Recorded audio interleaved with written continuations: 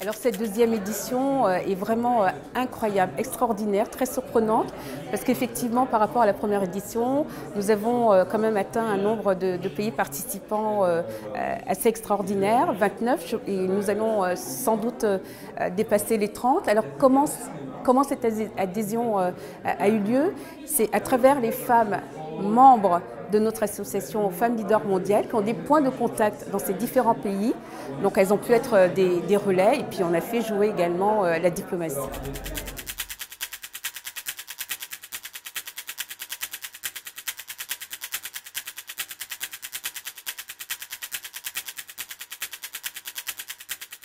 Alors pour la République centrafricaine, j'ai pris contact avec des amis sur place qui sont allés faire un peu le tour des différentes écoles, voir celles qui pouvaient nous représenter dignement. Alors on connaît la situation de la Centrafrique, on sait que le système éducatif est quand même dans un état assez critique, que tout est à faire. Et comme c'est un concours international, il a quand même fallu une école qui puisse nous représenter dignement sur le plan international. On a contacté plusieurs écoles, ça a été compliqué à un certain niveau en termes d'organisation, de retour, etc., etc. Et puis finalement, on a pu avoir un retour de l'école Saint-Charles qui tout de suite nous a répondu et qui peut mettre les choses en place. Et grâce à ces contacts sur place, voilà, la Centrafrique va pouvoir participer à cette deuxième édition de concours.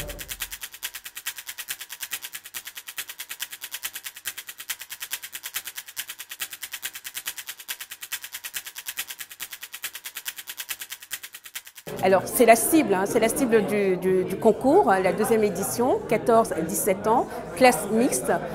Donc sœur Dominique Oran, qui est directrice de l'école Saint-Charles, c'est elle qui a choisi la classe avec le directeur en charge. Elle a fait le choix parce qu'elle voulait que ce soit une classe qui soit à cheval sur les 2 années scolaires, 2016-2017, puisque le concours va jusqu'en avril 2017.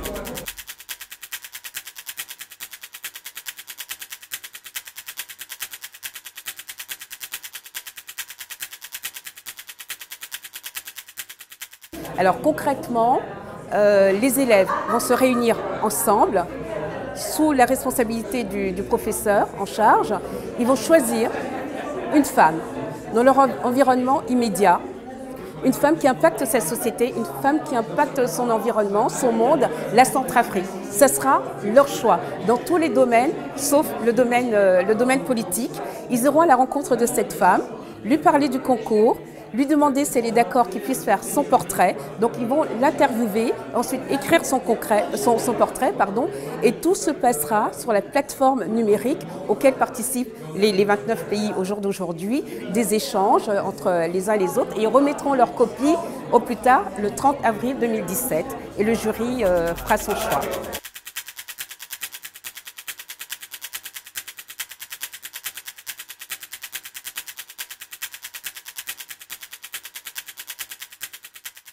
Alors une fois qu'ils vont rendre leur copie, c'est un examen, hein, donc il y a un jury qui est là, les copies vont être partagées aux différents membres du jury, ils vont corriger selon différents critères et puis on espère que la Centrafrique va gagner. Donc je prévois de partir d'ailleurs, je prévois de venir en Centrafrique en tant que coordinatrice du pays, mais aussi en tant que présidente fondatrice du comité Centrafrique Femmes Leaders Mondiales, aller à la rencontre de ces élèves, de l'école, et puis susciter aussi un engouement national autour de notre pays, de notre école.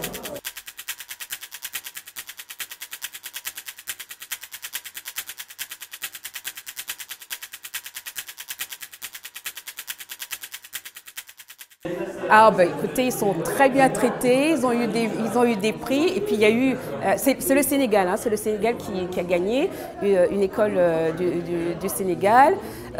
Un livre est sorti, un court-métrage également, et il faut savoir que ce sont les élèves qui ont écrit l'histoire, le conte, puisque la première édition c'était un conte, qui ont écrit cette histoire-là, qui ont joué, qui ont été les acteurs de leur propre conte dans le court-métrage. Donc ça, et aujourd'hui le court-métrage va être diffusé au niveau international, dans différents festivals internationaux, donc c'est une très belle récompense aussi.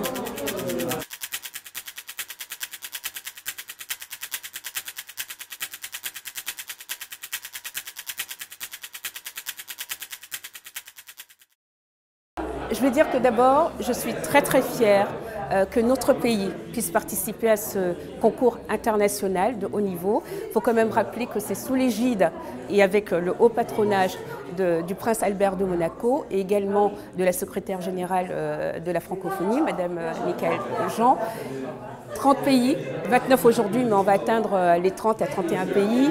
Et qu'avec tout ce que notre pays a vécu, c'est un signal très fort. Donc je demande à tous les Centrafricains, toutes les Centrafricaines de soutenir notre école, d'être là. Je vais venir à Bangui, nous allons communiquer autour, nous allons travailler également avec les autorités sur place, puisque l'ambassadeur de Centrafrique en France a été représenté aujourd'hui par le conseiller culturel et je l'en remercie vivement. Donc voilà, le mot c'est que, encore une fois, nous sommes attendus sur la scène internationale. Notre pays a besoin d'un signal fort, d'aller vers de l'avant. Et à travers ce concours dédié aux jeunes, à travers les jeunes, mais en mettant la femme en avant, on peut donner voilà, une très belle image de notre pays sur l'échiquier international.